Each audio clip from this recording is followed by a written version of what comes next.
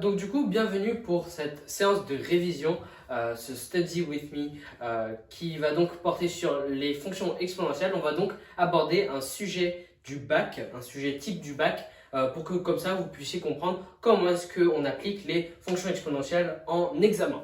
Donc du coup, ici voici l'énoncé, soit f et g, les fonctions définies sur r par f de x est égal à e puissance 2x et g de x est égal à 2 puissance à 2e puissance x moins 1. On note c de f et c de g, leurs courbes représentatives dans un repère.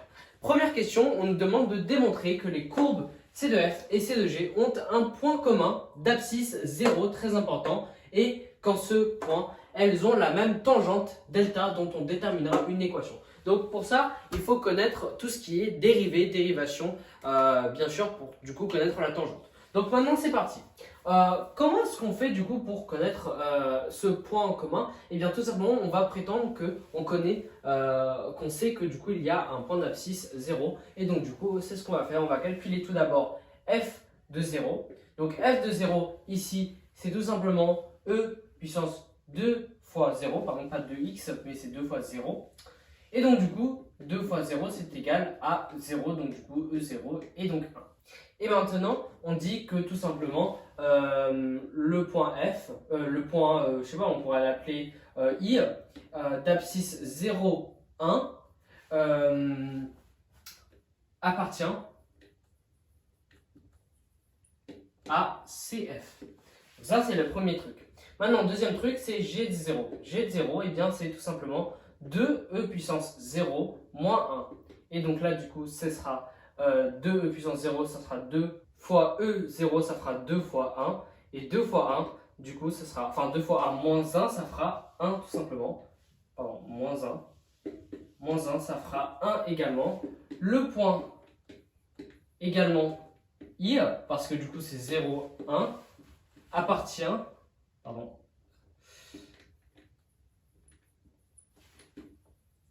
aussi à C de G. Et donc du coup, on a déterminé que le point I a un point commun d'abscisse 0 avec C de F et C de G. Pardon. Et donc du coup ici, je veux déterminer ma tangente, mon équation de tangente. Et bien tout simplement ici, je vais prendre ici l'équation de tangente. Donc je dis l'équation de tangente d'abscisse 0, d'abscisse 0 à la courbe de f et je pourrais donc ici du coup dire y est égal à f de prime pardon de 0 facteur de x moins 0 plus f de 0. Tout ça c'est des révisions du chapitre sur la dérivée, et donc du coup avec f' de 0 qui est égal à du coup f de x, ici la dérivée de f de x c'est tout simplement 2e, non pardon, oui 2e, 2 puissance x, et donc 2e de puissance x c'est 2 fois 0.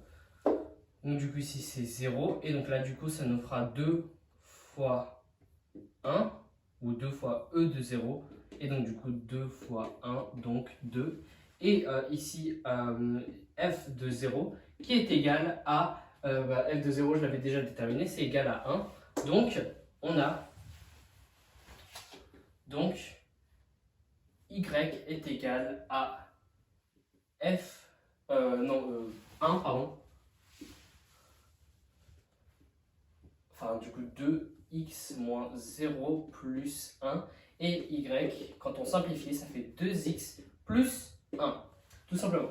Et donc maintenant, ici, je vais faire exactement la même chose pour g, et donc du coup ici, je dis l'équation, l'équation de tangente, je vais continuer ici, de g, et y est égal à g'0 facteur de x moins 0 plus g de 0, et ici du coup, y est égal à, donc g de 0 ici, je vais le calculer ici, g' de 0, pardon, est égal à, g ici, c'est 2 fois e de x, tout simplement, donc 2 e de x, et 2 fois e de x, c'est tout simplement 2, 0, pardon, oui, donc du coup ici, c'est, voilà, et donc là, du coup, ça fait 1, 2 fois 1, ici c'est 0, et donc là du coup ça fait 2, et on remarque en fait qu'ici que g' de 0 est égal à f' de 0, et également que g de 0, c'est aussi, on l'avait dit précédemment, est égal à 1.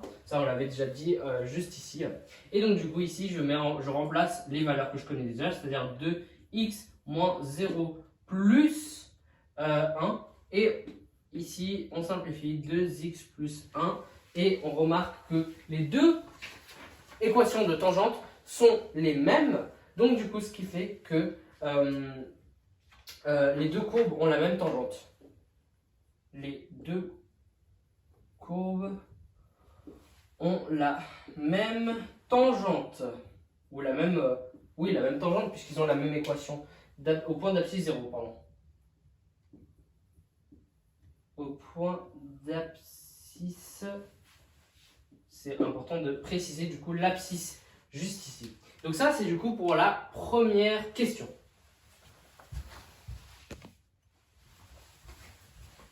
Alors, la deuxième question, c'est la suivante. Donc, on veut déterminer donc, dans la section étude de la position relative de la courbe C de f et de la droite delta, donc la tangente, soit h, la fonction définie sur R par h de x est égal à 2e puissance x moins 2x moins 2. Et si vous êtes malin, vous remarquez qu'en fait ici, cette équation-là, elle représente C de g moins delta. Donc l'équation delta. Donc du coup, vous pouvez faire le lien très simplement. On note h' de la fonction dérivée de la fonction h sur R. Pour tout x appartenant à R, on doit calculer la dérivée, donc h' de x, et étudier son signe.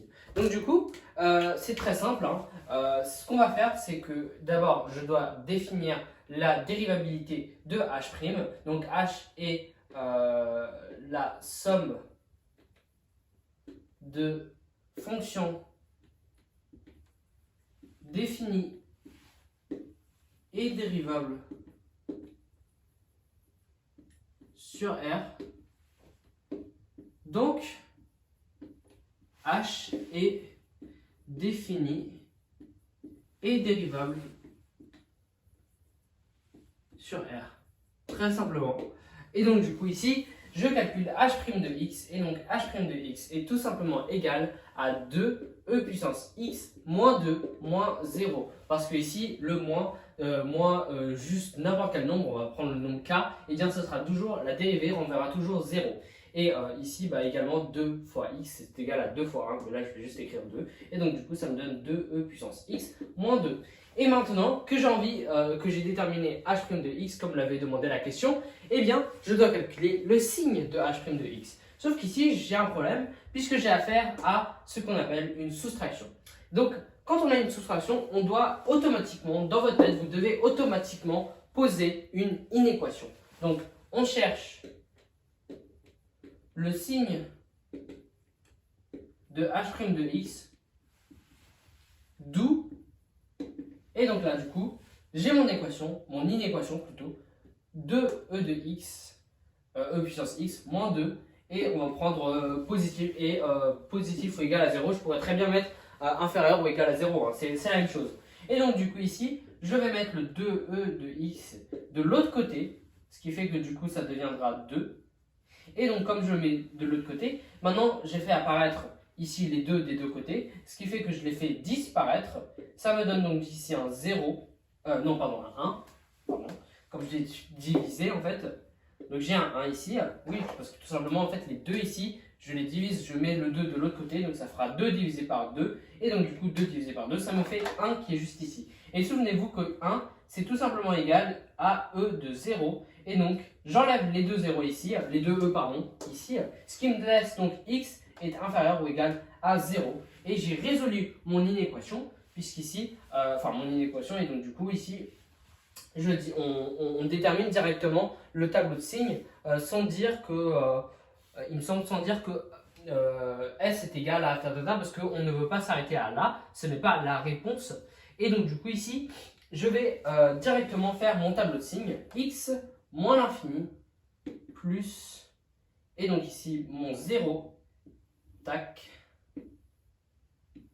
tac, voilà, non je me suis trompé, j'ai pas fait pas double entrée.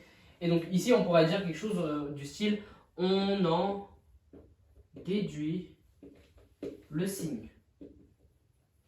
Voilà.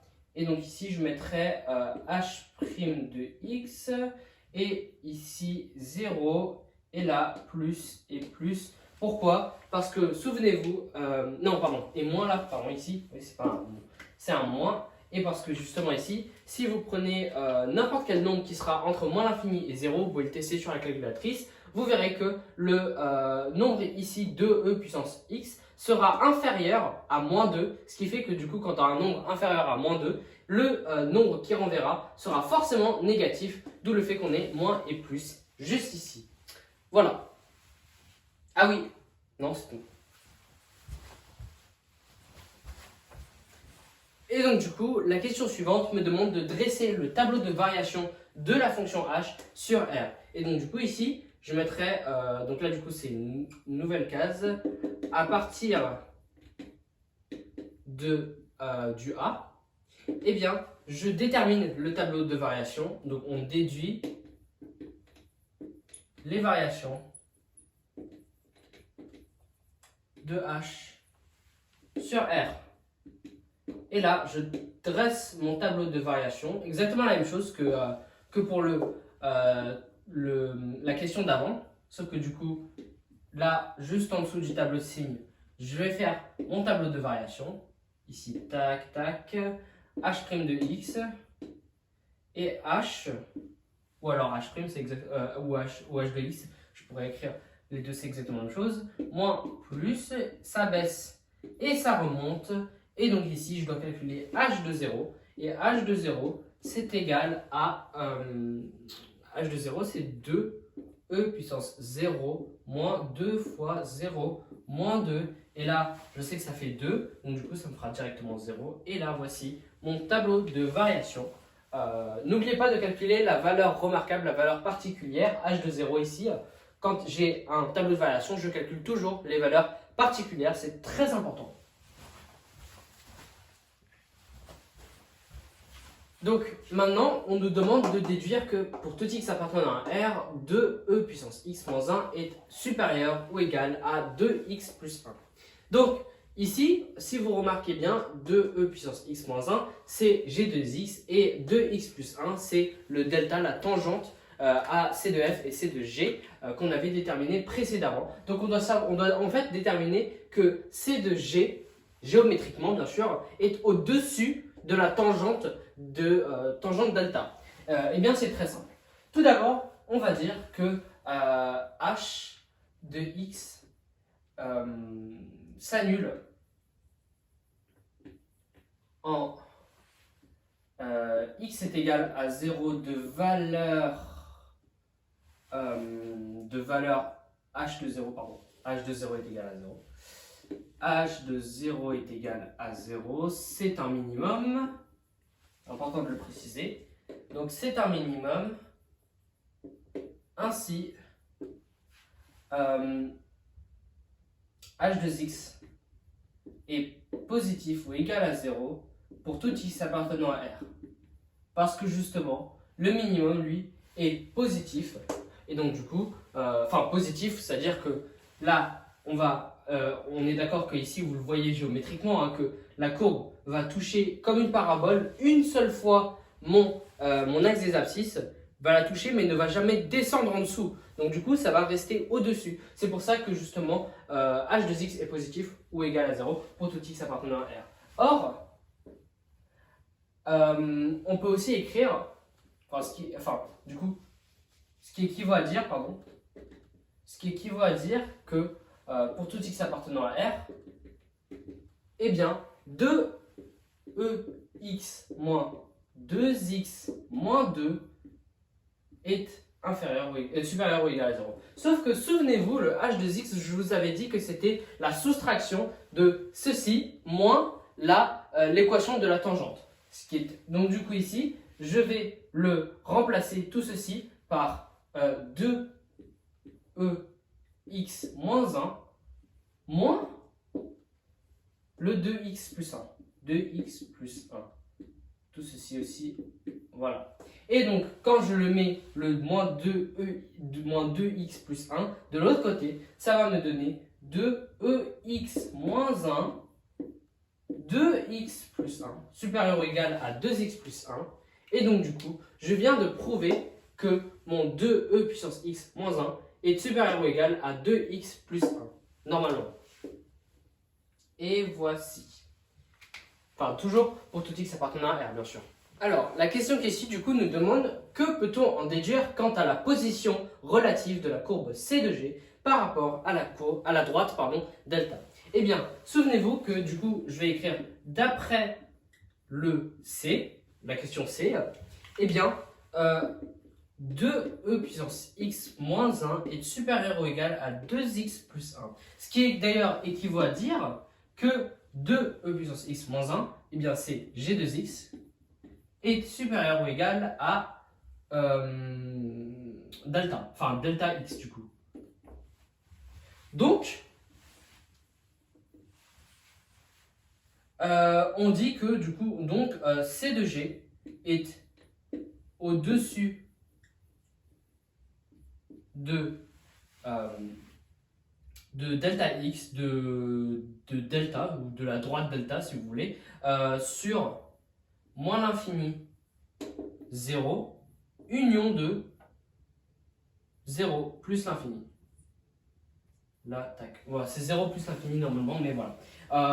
Et pourquoi est-ce que j'ai écrit moins l'infini 0 plus l'infini, enfin, union de 0 plus l'infini? Parce qu'en fait, je n'ai pas envie de mettre 0. Enfin, oui, est au-dessus de. Parce que techniquement, la courbe est au-dessus, mais elle ne touche pas. Elle ne se touche pas, pardon, sur cet intervalle-là. Moi, c'est ce que j'ai envie de dire.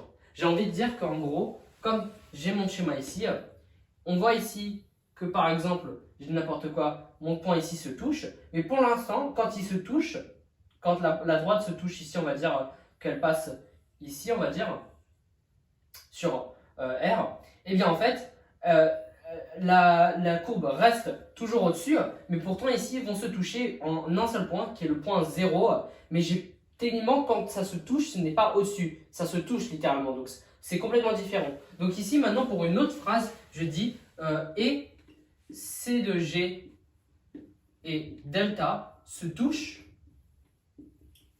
lorsque x est égal à 0 et lorsque x est égal à 0, tout simplement.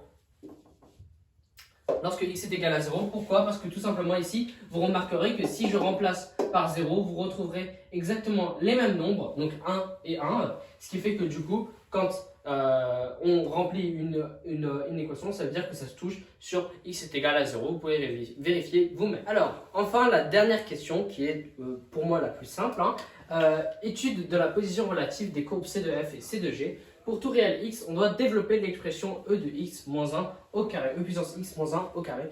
C'est un peu bizarre, mais vous allez comprendre pourquoi. Donc du coup, on a l'expression e puissance x moins 1 au carré. Vous voyez ici directement l'IR numéro 2, l'identité remarquable, a moins b au carré. Et donc du coup ici, je vais faire e de x au carré, donc e de 2x du coup, quand ça fait e de x au carré, quand tu le multiplies e de x fois e de x, ça fait e de 2x, e puissance 2x, pardon, moins 2ab, donc du coup moins 2 fois 1, oui, pardon, moins 2x, pardon, et là du coup 1 au carré, ça fera, moins 1 au carré, ça fera tout simplement 1, et donc du coup ici, je remarque que j'ai tout simplement cette sorte de, ce polynôme en quelque sorte, mais ce polynôme, si vous y regardez de plus près, eh bien, vous remarquerez que c'est tout simplement la soustraction de e puissance 2x avec 2e puissance x moins 1, et donc du coup ici, je peux tout simplement écrire f de x moins g de x, et vous allez comprendre en quoi c'est utile plus tard. Donc maintenant, ça c'était pour le A. Maintenant, je veux calculer le B. Alors, déterminer la position relative des courbes C de f et C de g. Eh bien, c'est très simple. Comme ici j'ai déterminé que f de x moins g de x était égal à tout ce que j'avais développé juste ici, eh bien je dis qu'on pose pour tout x appartenant à R, bien sûr, toujours, d de x est égal à f de x moins g de x. Et donc ici, d de x est égal à ceci, puisque je l'avais déjà déterminé auparavant. E puissance x moins 1 au carré. Et ici, comme on doit déterminer la position relative, quand on demande de déterminer la position relative, souvenez-vous, on demande toujours de déterminer le signe du d de x. Et le signe du d de x, eh bien, il est ultra simple maintenant qu'on a mis en évidence un carré. Puisqu'en effet, ici, je mets que un carré est toujours positif. Et toujours positif. Donc, d de x est supérieur ou égal à 0 et sur R du coup pour tout x appartenant à R et que ici d de x est égal à 0 lorsque x est égal à 0. Et pourquoi quand x est égal à 0? Eh bien tout simplement si vous regardez, vous pouvez très simplement le voir. Quand je le multiplie, ça fera 1. Donc quand je remplace tous les x, ça fera 1 ici. Moins ici, ça fera également 1. Donc 1 moins 2, ça fera moins 1. Moins 1 plus 1, ça fait 0. Donc je viens de le prouver ici. Si vous voulez, je pourrais le résoudre, hein, mais voilà, c'est pas grande utilité. Et également, je déduis que du coup, on déduit que C de f est au-dessus de C de G lorsque, ou sur plutôt, sur moins l'infini 0, union de 0 plus l'infini, car d de x est d de x est supérieur ou égal à 0 sur cet intervalle.